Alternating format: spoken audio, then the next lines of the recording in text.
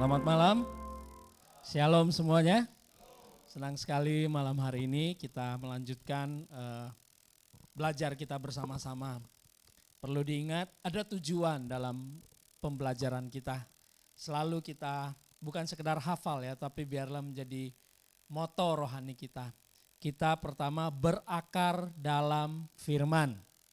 Katakan bersama-sama, berakar dalam firman. Terus bertumbuh dalam iman. Yang kedua apa? Bertumbuh dalam iman. Dan yang ketiga, berbuah dalam kasih. Ayo sekali lagi yang pertama apa? Berakar dalam firman. Kedua, bertumbuh dalam iman. Dan yang ketiga, berbuah dalam kasih. Satu hal penting di tengah-tengahnya disebut bertumbuh dalam iman. Jadi ini sebuah proses. Sama seperti pohon. Kita tidak bisa mengharapkan tiba-tiba buahnya muncul kalau tidak ada pertumbuhan. Nah, bagaimana pertumbuhan ini bisa terjadi? Harus ada yang pertama berakar. Dia berakar ke dalam, menerima nutrisi, mendapat pupuk, mendapat siraman air, dia berakar ke dalam dan dia akan nanti tumbuh keluar. Ketika dia tumbuh, dia nggak langsung mengeluarkan buah, tetapi dia bertumbuh dulu secara, mohon maaf ya, dia bertumbuh dulu secara iman dalam kehidupan kita. Sehingga kehidupan kita ini tidak mudah digoyahkan oleh apapun juga. Dan yang ketiga apa tadi? Berbuah dalam kasih. Jadi ini yang menjadi kerinduan kita bersama. Nah, minggu lalu Bapak Ibu semua yang hadir malam hari ini dan yang juga baru mengikuti malam ini, saya ingin melanjutkan apa yang saya sampaikan ya. Tapi sebelum saya lanjutkan, saya ingin supaya kita sedikit review. Jadi nggak tiba-tiba ini kayak kalau nonton film tuh ya, kok tiba-tiba udah di tengah. Nah, kita review sedikit. Secara singkat saya mereview. Jadi yang saya sampaikan ini adalah tentang bahwa kita harus dan perlu mengalami kemerdekaan rohani dalam hidup kita. Saya sudah bagikan ternyata tanpa kita sadari ada satu roh yang selalu berusaha menghalangi pertumbuhan kita.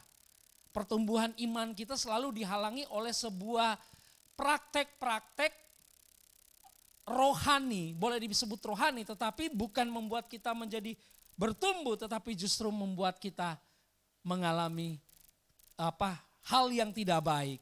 Nah, kalau saudara perhatikan zaman Yesus hidup, apa yang seringkali menghalangi Yesus?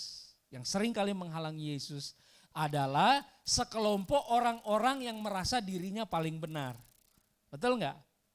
Ada dua kelompok ekstrim. Satu yang disebut ahli-ahli Taurat dan orang-orang Farisi. Ini mereka di kelompok ini adalah orang-orang yang merasa mereka sudah paling benar. Sedangkan di sisi yang lain ada orang-orang yang merasa tertuduh. Orang-orang yang merasa dianggap bukan kelas 2 lagi, kelas 3 bahkan kelas 10 mungkin karena enggak dianggap, mereka orang-orang hina, orang-orang miskin, orang-orang yang tidak dipedulikan bahkan oleh agama pada saat itu, bahkan banyak dari mereka para pendosa. Anehnya di sisi ini ada orang ahli Taurat, imam-imam dan orang Farisi, di sisi sebelah sini ada orang-orang hina itu. Saudara perhatikan, Yesus lebih senang bersama-sama dengan siapa? Sebelah sini atau sebelah sini? Sebelah sini, orang-orang yang hina, orang-orang miskin, orang-orang yang bahkan untuk datang ke gereja saja, atau zaman dulu belum ada gereja namanya, datang ke sinagog aja mereka sepertinya kami gak layak ke sana. Nah, inilah yang kita sudah pelajari bagaimana kita bisa bebas dari belenggu agamawi. Saya sudah jelaskan ini secara singkat saja. Saya kemarin juga memberikan ilustrasi tentang orang yang tertawan sebenarnya sudah merdeka, tetapi mereka nggak sadar bahwa mereka sudah merdeka. Banyak dari kita sebenarnya sudah mengalahkan iblis, tetapi kita pikir iblis masih bisa mengalahkan kita setiap saat.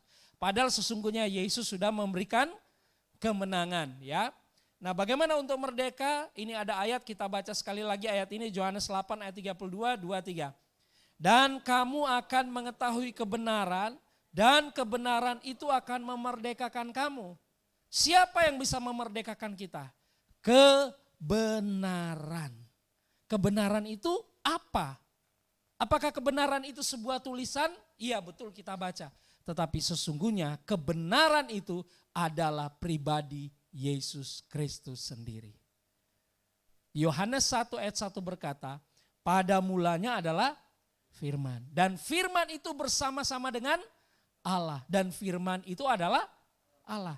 Firman itu kebenaran, bersama-sama dengan Allah, dan firman itu adalah Allah. Dan ayat yang ke-14, firman itu sudah menjadi manusia. Siapa dia? Yesus. Firman menjadi manusia. Dan dia tinggal di dalam kita. Jadi untuk kita mengalami kebenaran, kemerdekaan adalah kita belajar tentang Yesus. Ya, kita sudah bahas ini, saya nggak bahas lagi.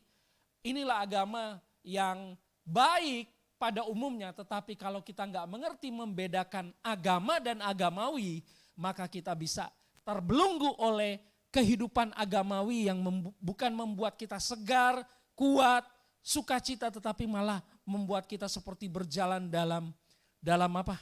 Dalam beban yang luar biasa. Ada banyak orang Kristen menjalani kehidupan mereka berpikir bahwa kayaknya selama-lamanya Tuhan mau saya menderita dalam hidup ini. Karena ada yang kita kenal dengan istilah pikul salib sampai mati. Ya kan? Tapi apakah selama-lamanya kita menderita? Tidak. Karena Tuhan Yesus sudah memberikan kemenangan untuk kita. Ya, saya nggak akan bahas ini lagi. Nah, bagi Bapak Ibu yang tidak sempat mengikuti minggu lalu, sudah ada di YouTube. Ya, nanti saya kirim linknya ke Pak Neno, ke Pak Manalu, boleh disebarkan ke teman-teman gitu ya. Yang minggu lalu punya, sudah ada rekaman videonya. Nah, apa saja roh agamawi yang legalisme merasuk dalam kehidupan gereja? Nah, ini kita sudah belajar ya, jemaat Efesus. Yang jemaat yang profil gereja yang sangat aktif, penuh semangat, dambaan setiap orang, gereja yang tidak kompromi dengan kejahatan, gereja yang selektif, gereja yang teruji oleh pergumulan hidup. Tapi apa yang Yesus katakan terhadap gereja tersebut? Aku mencela engkau karena engkau telah meninggalkan kasih-Mu yang semula. Ini yang membuka mata kita, ternyata kesibukan dalam gereja, pelayanan apapun tidak menjadi dasar kita untuk sudah bertumbuh. Yang menjadi dasar kita bertumbuh adalah kita mengalami kasih Tuhan itu setiap saat. Amin. Ya, jadi sebenarnya di dalam hal ini siapa yang meninggalkan siapa? Tuhan Yesus tidak pernah meninggalkan anak-anaknya. Apapun keberadaan kita. Tapi kita yang seringkali meninggalkan dia. Kamu telah meninggalkan kasih-Mu. Bukan kasih kita, bukan kitanya yang kita tinggalkan, tetapi yang kita tinggalkan adalah kasih Yesus. Yesus, jadi kalau Yesus berdiri di tengah sini, kita tadinya bersama dengan dia, tetapi ada saat kita menjauh. Padahal Yesus mau kita selalu bersama dengan dia. Saya mau bertanya, apa yang kita alami? Siapa yang menjauh? Kita. Tapi pertanyaannya lagi adalah seperti ini. Tapi bukankah Pak Pendeta sering katakan bahwa Tuhan tidak pernah meninggalkan kita? Tuhan selalu bersama dengan kita. Jadi bagaimana kita bisa meninggalkan Tuhan sedangkan dikatakan Tuhan bersama dengan kita? Ternyata yang disebut kita meninggalkan Tuhan adalah jiwa dan pikiran kita yang seringkali jauh dari Tuhan. Tetapi sesungguhnya roh Tuhan tidak pernah meninggalkan kita. Anda bisa membedakan, Yesus ada di sini, berdiri di sini. Saudara bersama dengan Yesus di dalam Yesus, tapi ada saat di mana saudara merasa jauh. Itu dalam pikiran kita. Makanya kalau orang sudah lupa Tuhan, sudah jiwanya sudah menjauh dari Tuhan, gitu ya. Dia sudah enggak peduli lagi berbuat benar atau tidak benar, enggak ada masalah buat dia. Berbuat jahat, berbuat dosa. Karena jiwanya itu sudah jauh dari Tuhan. Walaupun sesungguhnya Tuhan selalu hadir di dalam hatinya. Bisa dimengerti sampai sini? Nah, jadi kita yang meninggalkan Tuhan, aku mencela engkau, menolak, melawan, tidak menginginkan seperti itu, kata Tuhan. Ini penyebabnya mereka telah meninggalkan kasih yang semula atau protos agape pribadi Yesus sebagai kasih karunia. Ya, dalam bahasa Inggris dikatakan you have deserted me, your first love. Engkau telah meninggalkan aku yang pertama mengasihimu. Ini gambaran paling sederhana. Di sini sebagian sudah menikah. Ya, di sini dikatakan your first love, cinta pertamamu. Dalam arti ketika ada suami, ada wanita dan pria menjadi satu, itu adalah cinta pertama. Persoalan pernah pacaran dengan yang lain itu lain soal. Tetapi ketika menikah, itu sebenarnya adalah the true love. Cinta sejati kita. Karena kita bisa sampai di pernikahan. Amin. Ya, siapapun istri kita saat ini, siapapun suami kita saat ini, itu adalah the true love. Cinta sejati kita. Karena apa? Karena misalnya kita sebagai suami, dialah seorang istri yang mau menerima kita apa adanya. Sehingga kita mengasihi dia dan si istri juga merasa dikasihi oleh suaminya. Nah, dikatakan ketika kita meninggalkan kasih yang semula, jadi artinya ketika ada seorang pasangan baik suami atau istri mulai merasa jauh. Padahal sesungguhnya mereka masih diikat oleh satu perjanjian yang tidak bisa dipisahkan. Alkitab berkata hanya maut yang dapat memisahkan. Nah, disinilah persoalan kita sebagai orang percaya di dalam Kristus. Sesungguhnya kita adalah orang-orang yang sudah menyatu dengan Yesus. Tapi seringkali jiwa kita menjadi jauh dari dia. Inilah yang membuat kita menjadi agamawi, merasa paling benar sendiri dan orang lain paling salah, kita yang paling benar. Nah, ini saya sudah jelaskan, saya singkat saja. Mungkin timbul pertanyaan, bukankah Efesus tadi jemaatnya luar biasa, baik-baik semua, mereka kudus, tidak bercela, rajin dan sempurna. Tapi ternyata semuanya itu tidak dihitung oleh Tuhan Yesus dalam kehidupan mereka. Kenapa? Karena mereka terjebak dalam roh agamawi. Ya, Wahyu 2 ayat 5. Yesus berkata, sebab itu ingatlah betapa dalamnya engkau telah jatuh. Mereka masih rajin ke gereja, setia di gereja, tapi Yesus berkata, engkau telah jatuh bahkan begitu dalam. Jatuh dalam apa? Kesombongan mereka. Saya berharap dan berdoa siapapun kita, dimanapun kita, saat ini kita berada di batalion ini atau nanti setelah kita di luar, kita selalu ingat bahwa Tuhan mau kita jangan menjadi orang yang sombong. Amin. Jangan merasa paling benar sendiri. Ini kejatuhan yang paling parah, berbahaya adalah ketika kita menjadi sombong. Ya, kita sudah bahas ini. Ya, saya tidak akan bahas panjang lebar lagi karena mengingat waktu. Sehingga Tuhan mau kita bertobat. Katakan bertobat. Apa sih artinya bertobat? Kita seringkali berkata kepada orang yang melakukan dosa, kamu bertobat, kamu harus berhenti minum-minum, kamu harus berhenti mabok-mabok misalnya, kamu harus berhenti mencuri, kamu harus berhenti berjudi dan sebagainya kita katakan. Mungkin hari itu orang itu, ya saya mau berhenti berjudi, saya nggak mau melakukan mabok-mabokan lagi, saya nggak mau mencuri lagi. Dia berusaha untuk bagaimana tidak mencuri. Itu bukan bertobat. Apa? Itu bukan? Kenapa? Biasanya hal itu cuma dia bisa lakukan itu mungkin dalam rentang waktu singkat. Katakanlah sehari, tapi hari kedua aduh kayaknya tergoda masuk lagi. Ada yang bisa seminggu, ada yang bisa sebulan, ada yang bisa setahun. Tapi akhirnya kembali lagi. Kenapa? Sesungguhnya dia tidak bertobat. Bertobat itu bukan dipaksa orang berubah secara perilaku. Yang tadinya suka mencuri tiba-tiba berhenti mencuri. Bukan perilakunya saja yang berubah. Tetapi yang paling penting berubah adalah apa? Pikiran. Katakan pikiran. Ya. Pikiran, perubahan mindset. Jadi berubah. Apa yang berubah yaitu pikirannya. Pikirannya berubah. Oh, Tuhan sangat mengasihi saya. Ngapain saya menyusahkan diri saya, menyanyiakan diri saya dengan hidup dalam dosa seperti ini. Tuhan sangat mengasihi saya ternyata menyanyiakan hidup saya mau bertobat. Mungkin hari itu dia belum tiba-tiba menjadi orang paling benar, tetapi dia selalu ingat akan kebaikan Tuhan. Itu yang membuat dia bertobat. Masih ingat cerita anak yang hilang, Bapak Ibu? Ingat ya, ketika dia di kandang babi, makan makanan babi, apa yang dia ingat? Masih ingat gak cerita di Lukas 15? Apa yang dia ingat? Di rumah bapaknya apa? Banyak makanan. Ini sebenarnya pertobatan dalam pikirannya dia. Dia mulai, hidup saya ini ternyata saya sudah salah jalan. Saya sudah salah arah. Di rumah bapak saya tuh banyak makanan, di sini saya kelaparan. Itulah yang dimana dia berubah, pikirannya dulu yang diubah, baru diikuti oleh tindakan fisiknya. Makanya penting, perubahan dulu terjadi di pikiran. Selama pikiran kita tidak berubah, maka kita tidak bisa mengalami pertobatan yang sesungguhnya.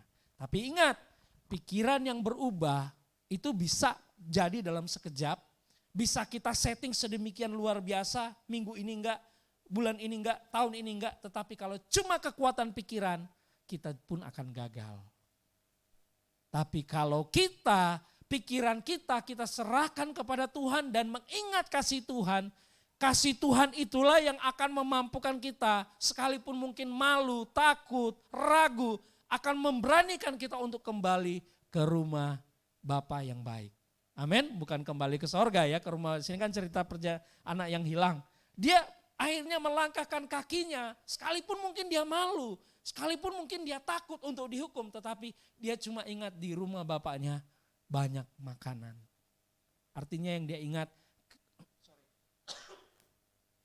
ingat adalah bapaknya penuh dengan kasih. Tadi Pak Sandi sudah mengajak kita menyanyi lagu Bapakku yang baik.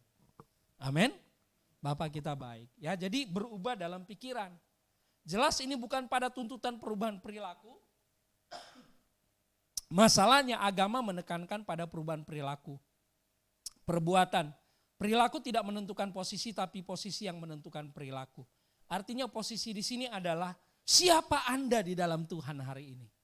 Anda bukan lagi hamba, Anda adalah anak-anak yang dikasihi. Tapi saya sudah berbuat dosa, sekalipun kita sudah berbuat dosa, sekali kita terima Yesus sebagai Tuhan dan Juru Selamat, kita tetap dianggap anak. Tidak ada mantan anak, betul enggak? Dan anak yang hilang ini ketika dia pulang ternyata di pikirannya, aduh bapak saya nanti akan marah. Makanya dia sudah mengatur kata-kata, kalau aku mau pulang aku akan mau mengatakan, Bapak aku adalah orang berdosa, Bapak aku sudah melakukan semua yang jahat. Itu di pikirannya. Ketika dia sampai di sana ternyata bapaknya sudah tunggu dia. Setiap saat bapaknya tunggu dan ketika bapaknya melihat anaknya kembali, bapaknya enggak cuma begini saja dan menunggu dengan kaku gitu ya, atau dingin. Tetapi bapaknya begitu bersuka cita menyambut anak itu. Bahkan bapaknya, ya dia nggak pakai celana panjang kayak saya zaman itu. Dia pakai jubah. Bapaknya ini orang kaya, berarti yang dia pakai bukan jubah sembarangan, jubah yang panjang. Nah, dalam adat istiadat Yahudi, adat istiadat budaya mereka, kalau ada seorang baik pria, apalagi wanita, mengangkat baju seperti ini, itu sama dengan tidak sopan. Tidak apa? Tidak sopan. Tidak boleh. Tapi kita lihat, ketika si bapak ini melihat anaknya, bapaknya berlari. Berarti dia harus mengangkat bajunya, jubahnya yang panjang itu. Dia enggak peduli. Ini menggambarkan kasih Tuhan itu tidak peduli karena dia sangat mengasihi kita anak-anaknya. Amin. Bukan dia tidak menjadi sopan, tetapi artinya dia saking dia merindukan, saking dia mengharapkan, saking dia mengasihi. Dan ketika anak itu datang, anaknya baru mau ngomong, Bapak aku anak yang berdosa. Bapaknya enggak gubris. Bapaknya bilang apa? Pelayan-pelayanku berikan dia jubah yang baik, yang baru, kasih dia kasut dan kasih dia cincin. Ini gambaran daripada metanoia yang sesungguhnya. Ketika anak ini berpikir bahwa atau anak ini diubahkan cara pikirannya, itulah yang membuat dia berubah total. Ya, lakukan lagi apa yang semula engkau lakukan. Sama seperti anak ini, apa yang dia lakukan? Dia ingat kebaikan bapaknya. Waktu ada suami istri misalnya ya dalam masalah perselisihan lah, ada konflik atau kadang ada agak merenggang. Tuhan ingatkan kita, ingatlah masa-masa indah bersama dengan pasangan kita. Pertama kali ketemu, dating, ketemu janjian, apalagi sampai di pernikahan mengucapkan sumpah, perjanjian seumur hidup. Sama dengan ini, Ayat ini berkata, ketika pertama kali Anda mengenal Tuhan, kapan Anda pertama kali merasakan kasih Tuhan? Tuhan akan ingatkan kita sehingga kita bisa kembali ke dalam jalan Tuhan. Dan di sini ada kondisi, jika tidak demikian aku akan datang kepadamu dan akan mengambil kaki dianmu dari tempatnya jikalau engkau tidak bertobat. Artinya apa? Tuhan memang mengasihi kita, tetapi Tuhan mau mengingatkan kita juga. Tuhan gak mau maksa kita. Kalau kita tetap berkeras hati dengan kesombongan kita, rugi kita. Kita akan apa? Rugi. Tapi apakah itu maunya Tuhan? Enggak. Tuhan mau kita mengalami kemenangan bersama dengan Dia. Ya, ini kita sudah bahas, gereja akan berfokus pada perbuatan daging, gereja akan menekankan pada tuntunan dan perilaku, gereja akan memiliki kecenderungan menghakimi orang lain, gereja melihat karya Kristus yang belum sempurna di kayu salib, perlu ditambahkan lagi. Nah, sekarang kita mau masuk bagaimana sih supaya kita boleh terlepas dari cengkraman daripada legalisme ini. Ada versusnya, legalisme mindset dan grace mindset. Artinya pemikiran agamawi dan pemikiran kasih karunia. Kita butuh pemikiran kasih karunia. Apa sih itu? Kita mau melihat di sini, saya coba gambarkan, ini menjadi satu tesis saya ketika saya mengambil S2 dan ini saya sampaikan di kampus saya belajar, bahwa kenapa banyak orang yang hidup di bawah under law. Under law ini hidup di bawah hukum yang membelenggu mereka. Ya, mereka terlalu kaku dengan kehidupan dan berusaha untuk menjadi sempurna dengan kekuatan mereka. Mereka ini under law, hidup di bawah hukum Taurat. Ya, ini hukum Taurat. Ini karena mereka mengalami gagal paham. Katakan gagal paham. Ya. Orang Israel juga gagal paham berjalan bersama dengan Tuhan. Gagal pahamnya di mana? Yaitu mereka berpikir Tuhan mengasihi mereka karena mereka sudah membuktikan diri mereka baik. Ternyata tidak. Tuhan mengasihi bangsa Israel bukan karena mereka baik, tetapi karena semata-mata Tuhan memilih mereka sebagai bangsa pilihannya. Sebenarnya tidak ada dasar untuk orang Yahudi berbangga bahwa mereka yang paling baik. Mereka cuma karena dipilih saja dari sekian banyak bangsa, mereka dipilih oleh Tuhan. Kita pun demikian. Dari sekian banyak orang, kita dipilih oleh Tuhan ketika kita percaya Yesus sebagai Tuhan dan Juru. Kita nggak bisa berbangga, oh saya hebat karena saya sudah terima Yesus, saya mengambil keputusan saya sendiri dan Tuhan menyelamatkan saya karena saya rajin ke gereja. Salah, Anda diselamatkan oleh Tuhan itu semua karena kasih karunia-Nya. Jadi under law ini adalah gagal paham. Ini yang membuat banyak orang sombong. Under law ya, menjadi orang congkak, gagal paham. Mereka berpikir Tuhan cuma baik sama orang yang baik. Tuhan cuma mengasihi sama orang yang pokoknya enggak berbuat salah, selalu membuktikan mereka paling benar. Padahal enggak demikian. Tuhan tentu senang dengan kita menjadi orang benar. Kita enggak berbuat dosa, Tuhan senang. Tapi bukan itu dasar Tuhan menyelamatkan kita. Tuhan menyelamatkan kita dasarnya karena kasih-Nya yang begitu besar. Yohanes 3 ayat 16, hafal semua ayatnya, 2, 3. Karena begitu besar kasih Allah akan dunia ini, sehingga Ia mengaruniakan anaknya yang tunggal, supaya setiap orang yang percaya tidak binasa, melainkan beroleh hidup yang kekal. Jadi apa yang membuat kita diselamatkan? Kasih-Nya yang besar. Bagaimana menerima kasih-Nya yang besar itu diselamatkan? Percaya. Bagian kita cuma percaya. Enggak lebih, enggak kurang. Kalau bagian kita adalah harus membuktikan kita rajin ke gereja selama hidup. Dari sekolah minggu sampai kita mati di usia 70-80 tahun kita rajin ke gereja. Harus membuktikan dengan amal baik dan perbuatan. Ya kita enggak ada bedanya dengan agama saudara kita yang lain. Karena ketika mereka meninggal dikatakan semoga diterima di sisi Tuhan sesuai dengan amal dan perbuatan. Salah enggak itu? Yang enggak salah menurut mereka enggak salah. Itu juga karena pemikiran mereka under law. Tapi kita tidak. Kita diselamatkan semata-mata karena kasih karunia Tuhan. Itu yang under law seperti itu, ya. Gagal paham. Nah, ketika mereka gagal paham, ini konsekuensinya mereka menjadi gagal fokus. Katakan gagal fokus. Gagal fokus ini adalah lebih berpusat pada diri sendiri, self-center.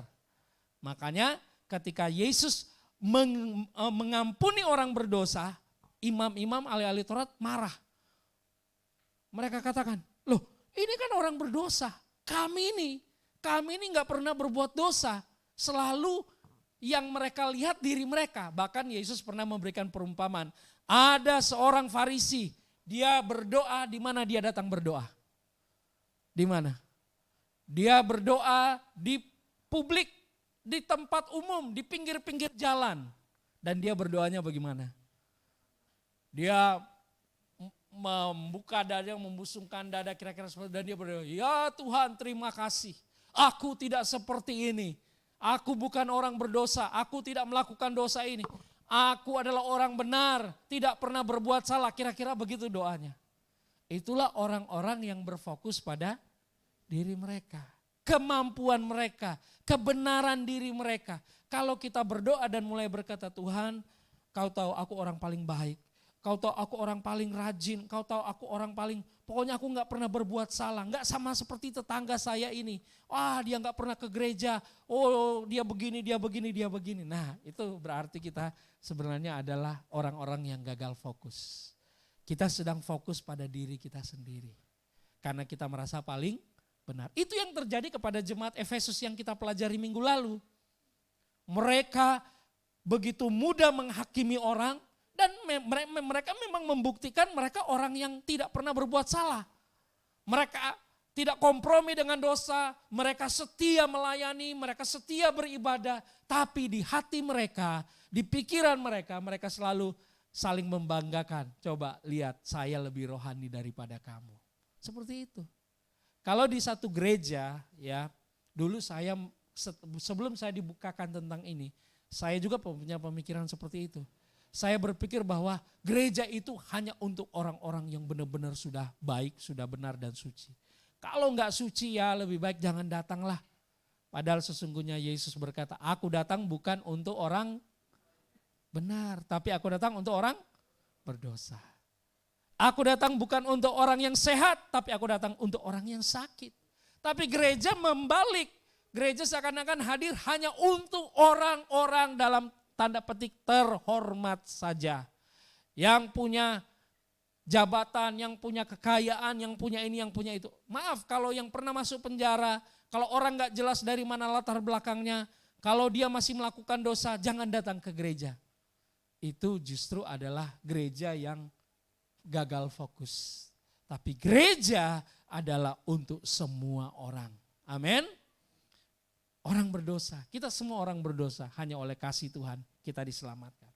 Saya lanjut, ketika mereka gagal fokus, akhirnya mereka menjadi gagal aksi.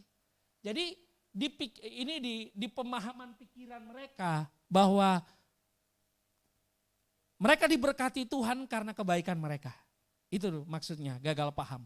Karena selalu dihubungkan semua berkat yang dia peroleh itu semua karena dia.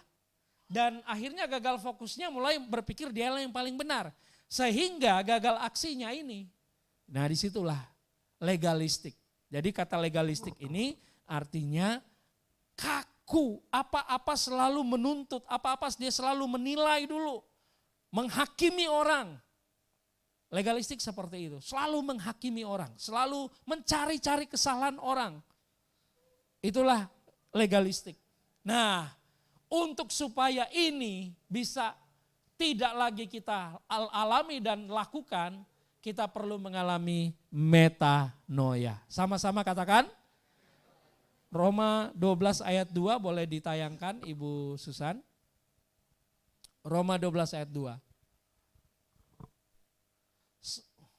Bukan itu, Roma 12 ayat 2. Dikatakan berubahlah oleh pembaruan budimu. Janganlah kamu menjadi serupa dengan dunia ini, tetapi berubahlah oleh pembaharuan budimu sehingga kamu dapat membedakan mana kehendak Allah, apa yang baik, berkenan dan apa yang sempurna. Kata berubahlah oleh pembaharuan budi itu dalam satu kata Yunani, metanoia. Meta artinya perubahan, noia pikiran, itulah yang disebut dengan pertobatan.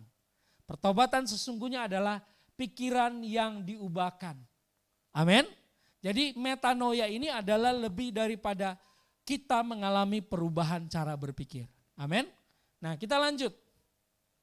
Setelah kita mengalami metanoia, kalau ini kan gagal paham sampai gagal aksi, kita mengalami metanoia di sini, perubahan cara berpikir, maka akan terjadi perubahan dalam hidup kita.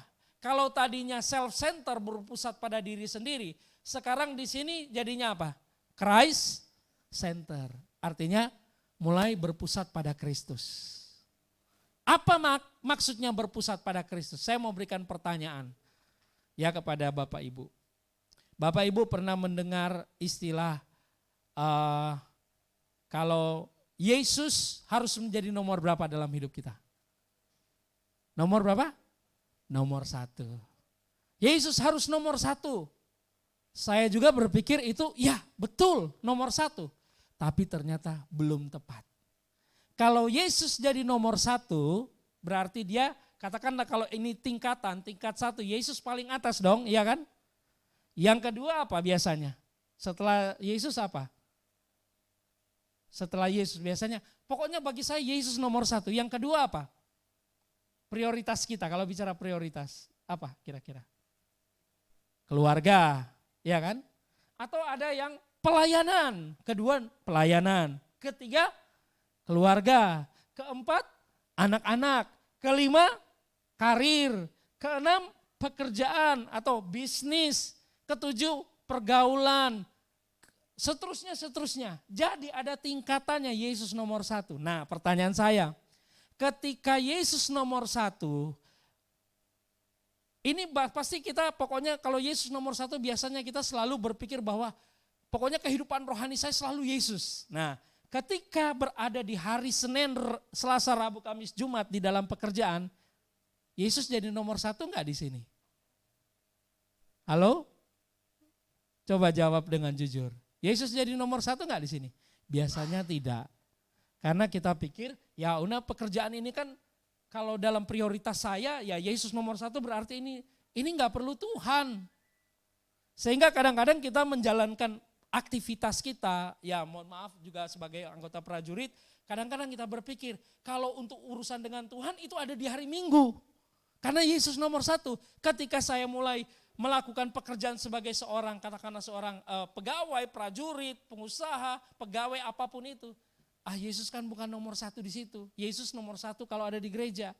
Jadi kita seakan-akan membuat tingkatan yang akhirnya kita berpikir Yesus enggak ada di sini atau kalau ada cuma sekian persen. Nah ini yang keliru, makanya ketika kita Christ Center berarti Yesus itu bukan nomor 1. Jadi Yesus itu menjadi dia yang ada di tengah.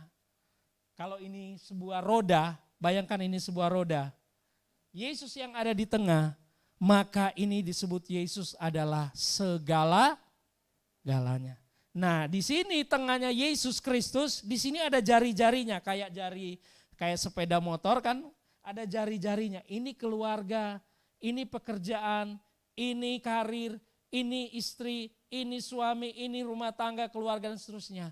Yesus tidak pernah menjadi nomor yang lain. Yesus tidak menjadi nomor 1 juga, tetapi Yesus menjadi segala-galanya di dalam hidup kita. Dengan bahasa saya sederhana, di pekerjaan kita, di karir kita, Yesus tetap menjadi pusat kehidupan kita.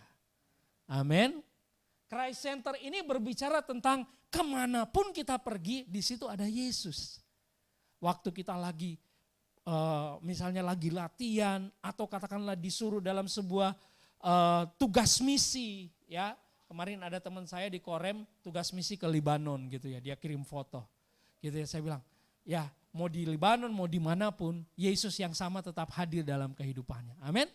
Jadi kita tidak hanya berpikir Yesus hanya ada di gereja, tidak. Yesus ada dalam seluruh kehidupan kita. Ini Paulus katakan Galatia 2 ayat 20. Hidupku bukannya aku lagi, melainkan Kristus yang hidup di dalam aku. Waktu kita menjadikan Yesus segala-galanya, ini dengar baik bapak-bapak, para pengusaha, para pekerja, apapun profesi kita sebenarnya menjadi orang yang tidak takut menjalani apapun. Kenapa? Karena kita tahu ada Yesus yang hadir senantiasa dalam hidup kita. Ketika ada masalah kita nggak perlu takut karena Yesus menjadi pusat kita. Amin. Yesus ada di tengah-tengah, baik keluarga, baik apapun, Yesus ada di situ. Yesus mengisi semuanya. Untuk apa? Bukan sedang menuntut kita, bukan sedang mengawasi kita waktu kita salah dipukul, tidak. Tapi dia sedang bersama-sama dengan kita ketika kita ada masalah, dia memampukan kita. Dia memberi hikmat kepada kita. Dia memberikan sukacita, damai sejahtera dalam keadaan apapun. Kita tidak perlu takut. Kenapa? Christ Center. Paulus berkata, Galatia 2 ayat 20, hidupku bukannya aku lagi, melainkan siapa? Kristus yang hidup di dalam aku. Dan hidupku yang kuhidupi sekarang di dalam daging adalah hidup dalam Anak Allah yang telah mengasihi aku dan menyerahkan dirinya. Perhatikan kalimat ini. Dikatakan, dan hidupku yang kuhidupi sekarang ini dalam daging maksudnya secara fisik. Dalam daging berarti di rumah tangga, di pekerjaan, di bisnis, di kantor, di jalan. Dikatakan adalah hidup oleh iman dalam Anak Allah. Jadi Yesus gak pernah ketinggalan lagi dalam hidup kita. Yesus selalu ada dalam hidup kita sehingga tidak ada yang perlu kita takutkan. Katakan amin. Ibrani 12 ayat 2 berkata bahwa dia yang memulai, dia yang menyelesaikan perjalanan iman kita. Kadang kita bingung, aduh gimana mau melewati hari ini ya. Hari ini banyak tugas, masih malam kita sudah pikirkan ada latihan, ada tugas ini, berat sebagainya. Kenapa kita menjadi berat? Karena kita fokus pada kemampuan diri kita sendiri. Pak Sandi suka sharing sama saya dalam masalah pekerjaan banyak. Ini saya katakan, kalau kita melihat itu sesuatu yang berat, pasti berat. Tapi mari kita melihat ada Yesus di sana, amin. Yang memberikan kekuatan, yang memberikan sukacita. Sehingga seberat apapun itu kita melihat selalu ada pertolongan Tuhan yang tidak pernah terlambat. Amin.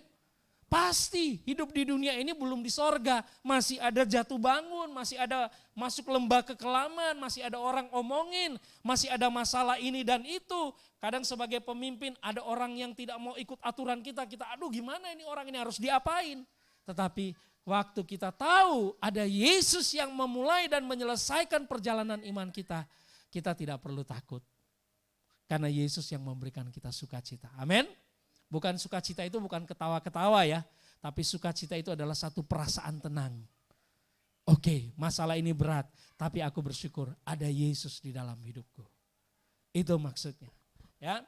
Nah kalau sudah demikian ya dari perubahan pikiran berpusat pada Kristus, maka yang ketiga dia akan mengalami berbuah, be fruitful. Maaf saya pakai bahasa Inggris karena sebelumnya ini memang adalah materi yang saya bagikan juga di gereja yang berbahasa Inggris. Jadi be fruitful, berbuah, katakan berbuah. Berbuah, jadi hidup kita ini sudah pasti akan berbuah. 1 Korintus 15 ayat yang ke-10 bahwa hidup kita ini enggak begitu-begitu aja, pasti satu waktu berbuah. Dimanapun hidup kita menjadi berkat bagi orang lain. Coba kita lihat 1 Korintus 15 ayat yang ke-10 ya beberapa menit terakhir ya sebelum kita akhiri. 1 Korintus 15 ayat yang ke-10. Tetapi karena kasih karunia Allah adalah sebagaimana aku ada sekarang dan kasih karunia yang dianugerahkannya kepadaku tidak sia-sia. Sebaliknya apa? Aku telah bekerja lebih keras daripada mereka semua tetapi bukannya aku melainkan kasih karunia Allah yang menyertai aku. Ini adalah satu pengakuan dari seorang Paulus, dia bisa lebih giat bekerja, dia bisa lebih aktif bekerja, itu bukan karena hebat-hebatnya dia. Tapi dia tahu ada Tuhan kasih karunia yang memberikan dia kekuatan. Berbuah itu bukan sesuatu yang diupayakan. Berbuah itu adalah hasil daripada kehidupan yang sudah diubahkan pikirannya dan berpusat pada Kristus, maka akan berbuah. Sama dengan ketika Bapak Neno misalnya di depan rumah ada pohon, apa ya, katakanlah pohon mangga gitu ya, di sini banyak mangga. Kita tanam biji mangga dan dia bertumbuh. Terus setiap hari kita melihat bahwa si ranting-ranting ini berusaha untuk mengeluarkan buah mangga. Sesungguhnya tidak. Buah mangga itu akan keluar dengan sendirinya pada waktunya kalau akar-akarnya bertumbuh dengan baik. Betul enggak? Ya. Jadi ranting itu hanyalah, kita disebut ranting-rantingnya. Ranting itu hanyalah jembatan untuk buah keluar. Betul enggak? Jadi ranting ini sebenarnya yang penting melekat saja di pokok mangga atau anggur itu, nanti waktunya buahnya akan keluar. Tapi kalau kita enggak mau melekat, ya enggak akan pernah berbuah. Makanya bagaimana kita melekat? Berpusat saja kepada Kristus dalam segala sesuatu, pasti kita berbuah. Amin. Itulah gereja hanya membutuhkan satu hal yang penting, yaitu apa? Kasih karunia. Makanya pelayanan khususnya kalau minggu Bapak Ibu yang suka beribadah dengan kami, kayak bahkan di sini juga kami menulis di selamat datang di rumah kasih karunia.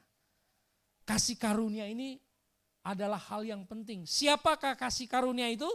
Itu bukan sebuah nama kitab atau bukan sebuah benda, tetapi kasih karunia itu adalah Yesus Kristus sendiri. Yohanes 1 ayat 17 berkata, Musa, coba Yohanes 1 ayat 17, ini beberapa hal terakhir ya.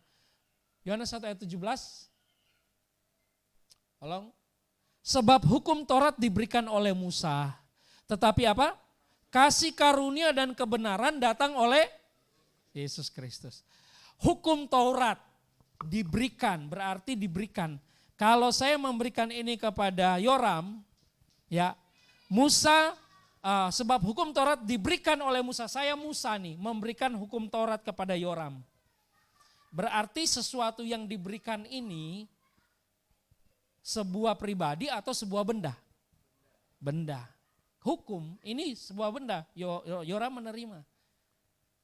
Beda, makanya memakai kata tetapi. Tetapi kasih karunia dan kebenaran apa? Datang. Jadi bukan sebuah benda. Orang yang bilang, oh Pak Kris sudah datang. Itu bukan benda Kris yang datang. Tapi seorang pribadi dari rumah datang ke sini. Berarti dia bergerak dan hidup. Bukan diberikan. Yesus itu bukan sebuah benda diberikan untuk kita, tidak. Yang diberikan adalah hukum Taurat. Itu benda. Makanya itu mati, kata Paulus. Tetapi Yesus datang, kasih karunia dan kebenaran datang oleh Yesus Kristus. Bisa membedakan ya? Jadi Yesus Kristus, kasih karunia itu adalah siapa? Yesus Kristus. Dialah kasih karunia dan kebenaran untuk kita. Nah, kasih karunia sejati sebab hukum Taurat diberikan, tadi kita sudah baca, oleh Musa, tetapi kasih karunia dan kebenaran datang oleh Yesus Kristus.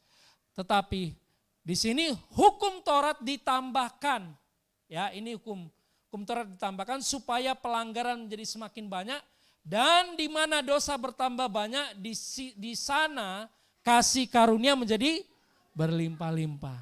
Ini ayat ini kita tidak akan bahas malam ini ini penting sekali ayat ini. Tapi yang saya mau katakan bahwa dosa kita tidak dapat melampaui kasih Tuhan yang lebih besar. Amin. Mungkin kita berpikir, aduh dosa saya banyak sekali, saya orang paling jahat di dunia ini.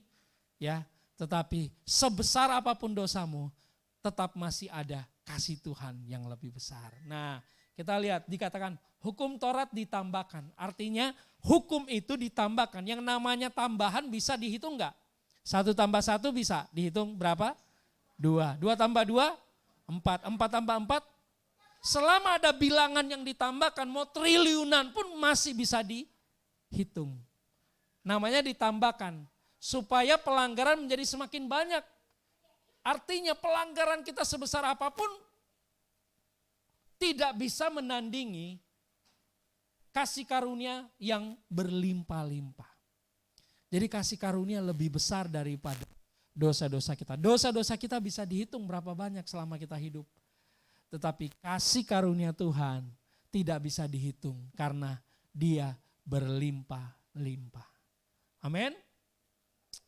Ini menggunakan kata huperperesio atau kasih yang berlimpah. Ya, saya cepat saja. Inilah yang dalam bahasa Inggris, dalam bahasa Ibrani, kata kasih karunia, ini nih, kalau pernah lihat huruf-huruf Yahudi, Israel, ini salah satu. Ini cuma seperti N ini namanya hey, katakan hey. Hey. Untuk mengucapkan hey saja hampir lidah kita nggak kelipet. Coba, hey. Itu dalam pengertian lain effortless. Tak ada upaya yang terlalu berat untuk mengucapkan hey. Itulah kasih karunia. Kasih karunia dalam pitograf Ibrani itu artinya orang yang melambangkan kasih karunia. Angka 5, ini huruf kelima dalam pitograf Ibrani. Perhatikan, Allah menciptakan langit dan bumi ini berapa lama? Halo? Berapa lama, berapa hari maksudnya? Hah? Siapa yang 6 hari? Salah, 6 hari. Tuhan menciptakan cuma 5 hari. Hah? Yang ke-6 apa? Terima kasih berpartisipasi. Hampir benar. Hari ke-6 dia menciptakan manusia. Hari ke-7 baru beristirahat. Coba bayangkan, kalau Tuhan menciptakan manusia di hari pertama, mau tinggal di mana itu manusia? Halo, tinggal di mana? Ada tempat tinggal gak? Enggak ada. Hari kedua, hari ketiga, hari keempat. Artinya gini, Tuhan menyediakan semua yang terbaik dulu, baru dia menjadikan manusia. Setelah dia menjadikan manusia di hari ke-6, habis itu besoknya dia suruh kerja? Tidak, suruh beristirahat. Baik enggak Tuhan itu? Itulah kasih karunia. Angka 5 berbicara tentang semua kebaikan Tuhan ditujukan untuk satu manusia, yaitu Adam. Siapa manusia itu sekarang disebut Adam? Nah kita ini Adam-Adam ini.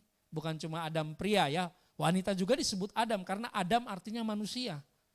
Jadi kita boleh melihat bahwa kasih karunia itu selalu berbicara tentang apa yang Tuhan buat, bukan apa yang manusia buat.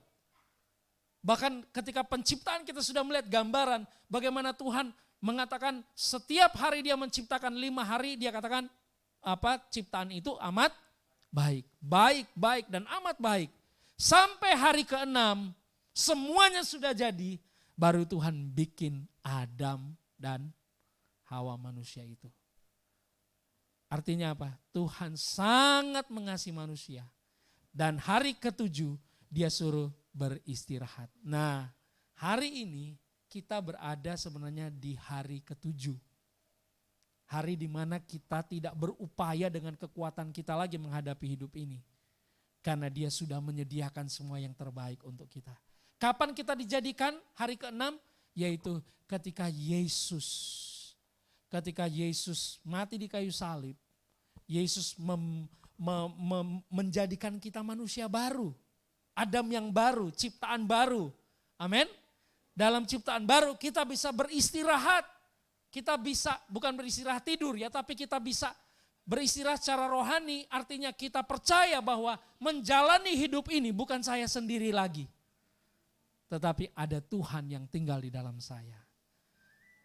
Jangankan saya bayangkan itu, saya misalnya ya mau kemana terus misalnya Pak Neno, Pak nanti saya dampingi Pak. Saya bersama-sama dengan Bapak, Pak Neno pakai seragam, mungkin pakai perlengkapan lengkap. Saya jalan sama Pak Neno pasti saya nggak khawatir. Betul? Saya nggak khawatir. Kenapa? Ada Pak Neno yang mendampingi saya. Kira-kira misalnya seperti contohnya seperti itu. Nah hari ini yang bersama dengan kita bukan cuma sekedar mendampingi, tapi dia tinggal di dalam kita. Amin. Di dalam Yesus Kristus. Sehingga kita bisa melihat bahwa itulah kasih karunia yang Tuhan berikan untuk kita semua. Haleluya, puji Tuhan.